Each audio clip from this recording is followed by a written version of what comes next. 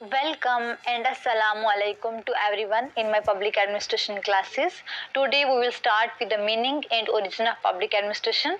Public administration में mainly हम organizations की study करते हैं कि किस तरह सरकारी कर्मचारी, government official, bureaucrats काम करते हैं for the betterment of the society. इससे पहले हम देखते हैं meaning of administration का क्या meaning है.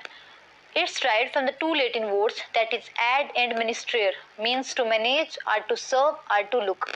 ऐसा कोई मैनेजमेंट सिस्टम जो हमें सर्व भी कर रहा है, हमें देख भी रहा है, हमारी केयर भी कर रहा है, तो उस सब सिस्टम को हम बोलते हैं एडमिनिस्ट्रेशन, मैनेजमेंट ऑफ अफेयर्स. अब हम देखते हैं, हम सोसाइटी में रहते हैं तो हमें प्रोटेक्शन मिल रही है. एग्जाम्पल आर्मी से, पुलिस से, किसी भी चीज़ से हमें क्या मिल रही है, प्रोटेक्शन मिल रही है. हम अपने आप को सेफ फील करते हैं. तो वो क्या है जो हमें प्रोटेक्शन दे रही है, वो कौन सी ऐसी चीज़ है जो हमें प्रोटेक्शन दे रही है, हमारी केयर कर रही है, हमें सर्व कर रही है, वो हमारी एडमिनिस्ट्रेशन है. हमें कोई भी ऐसी फैसिलिटीज़ प्रोवाइड हो रही हैं तो वो सब कौन हमें प्रोवाइड कर रही है, वो हमारी एडमिनिस्ट्रेशन हमें प्रोवाइड कर रही है. अब हम देखते हैं कि हम कहीं पर जाते हैं, स्कूल्स में, हॉस्पिटल्स में, तो हम कहीं विजिट करते हैं तो हम देखते हैं वहाँ का इंफ्रास्ट्रक्चर बहुत अच्छा होता है, वो हमें बहुत इन्फ्लुएंस करता है, तो हम बोलते हैं कि हमारी एडमिनिस्ट्रेशन बहुत अच्छी है. अब हम कहीं ऐसी जगह पर जाते हैं, एग्जांपल हम विजिट करते हैं विलेजेस में, हम देखते हैं वहाँ की रोड्स अच्छी नहीं है, वहाँ का इलेक्ट्रिसिटी सिस्टम अच्छा नहीं है, तो हम बोलते हैं हमारी एडमिनिस्ट्रेशन बहुत पुअर है. तो वो यही एडमिनिस्ट्रेशन है जिसके बारे में हम बात करते हैं कि हमारी एडमिनिस्ट्रेशन अच्छी है, हमारी एडमिनिस्ट्रेशन अच्छी नहीं है. पब्लिक से आप सब अवेयर होंगे, पीपल आर सिटीजन्स. एडमिनिस्ट्रेशन बहुत ओल्ड फिनोमिना है, ये आज से नहीं, बहुत पहले से एग्जिस्ट करता है, बट एज ए प्रैक्टिस. अब देखते हैं, हम किसी सोसाइटी में जब रहते हैं, when people are starting living together and the concept of civilization develop. जब हम सोसाइटी में रहते हैं तो एक कंसेप्ट डेवलप होता है, उस कंसेप्ट को हम बोलते हैं सिविलाइजेशन. वहाँ पर हमारी सोसाइटी में कुछ लाइक्स होते हैं, हमारे कुछ डिसलाइक्स होते हैं, तो वो क्या होंगे सारे, वो हमारे कन्फ्लिक्ट्स में कन्वर्ट हो जाते हैं. जब हमारे बीच में कुछ कन्फ्लिक्ट्स आ जाते हैं तो उन्हें कोई ना कोई ऐसा सिस्टम होता है जो उन्हें सॉर्ट आउट करता है, तो वो हमारी हायर अथॉरिटी होगी. तो हायर अथॉरिटी एडमिनिस्ट्रेशन में हम किसे बोलते हैं, ब्यूरोक्रेट्स को बोलते हैं. तो अब हम देखते हैं हमारी फैमिली में हमारे सिबलिंग्स के साथ हमारी फाइट्स हो जाती है, तो ऐसे ही हमारी फैमिली में भी हमारे ग्रैंड पेरेंट्स, हमारे पेरेंट्स जो होते हैं वो हमारी क्या करते हैं, हमारी प्रॉब्लम्स को सॉर्ट आउट करते हैं. तो इस तरह हमें हर एक सिस्टम में क्या होती है, एक हायर अथॉरिटी होती है जो हमारे कन्फ्लिक्ट्स को क्या करती है, रिजॉल्व करती है. अब जब हम एक सोसाइटी में रहते हैं तो हमारी बेसिक नीड्स होती हैं, तो हमारी कुछ डिमांड्स होती हैं, तो उन्हें जो फुलफिल करता है तो वो कौन करती है, वो हमारी एडमिनिस्ट्रेशन करती है. तो वो यही एडमिनिस्ट्रेशन है. इसका ओरिजिन कैसे होता है, एज ए डिसिप्लिन इसका ओरिजिन 1887 के पहले नहीं था. Before 1887 there was no subject called as public administration. 1887 से पहले ऐसा कोई भी डिसिप्लिन नहीं था जिससे हम पब्लिक एडमिनिस्ट्रेशन कहते थे. How came, because of Woodrow Wilson. Woodrow Wilson USA के थे और इसलिए हम उन्हें regarded as the father of public administration भी कहते हैं, वुडरो विल्सन को. वुडरो विल्सन जो थे वो बहुत ज़्यादा हाईली डिससेटिस्फाइड हुए, जो प्रिविलिंग सिस्टम जो था यूएसए में एग्जिस्ट कर रहा था, उसको देखते हुए उन्होंने एक अपना आर्टिकल लिखा, स्टडी ऑफ एडमिनिस्ट्रेशन, पब्लिश किया इन पॉलिटिकल साइंस क्वार्टरली में इन 1887 में. ये क्वेश्चन यूजीसी नेट में पूछा गया है.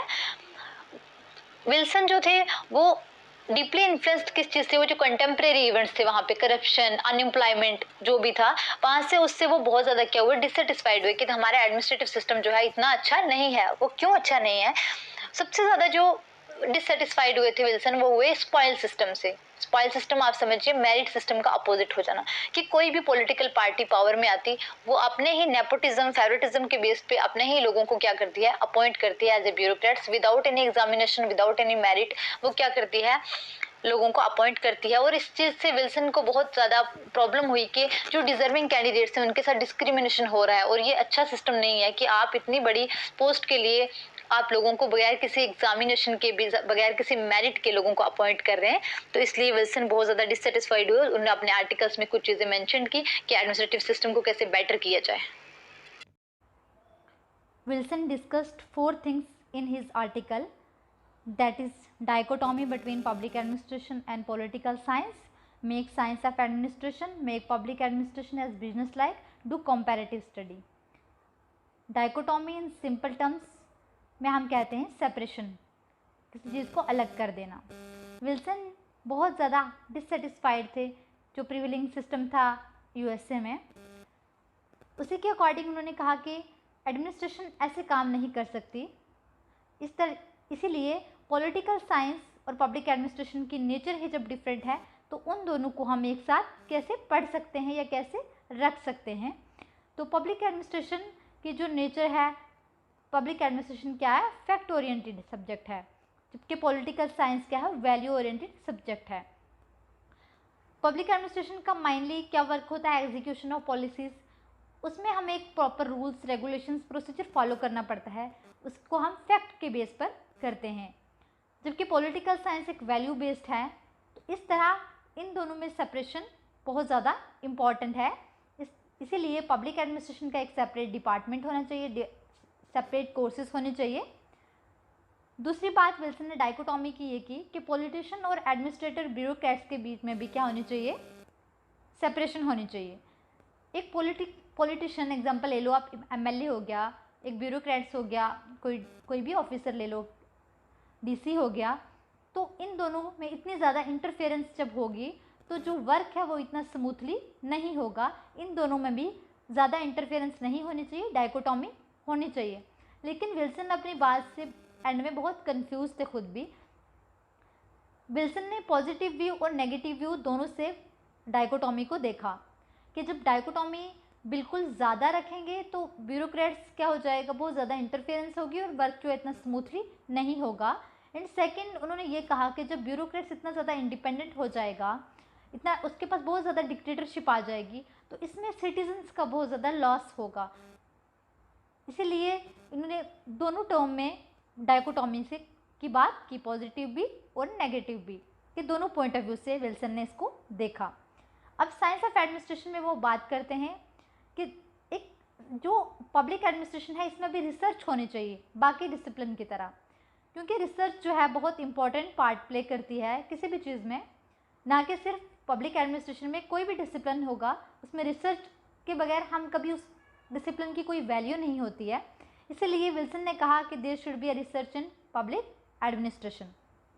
Business like according to Wilson, एक यूएसए के एडमिनिस्ट्रेटिव सिस्टम को अच्छा करने के लिए बिजनेसमैन से काम करने का तरीका सीखना चाहिए कि किस एफिशिएंट वे से, किस इफ़ेक्टिव वे से और किस इकोनॉमिक वे से वो काम करता है।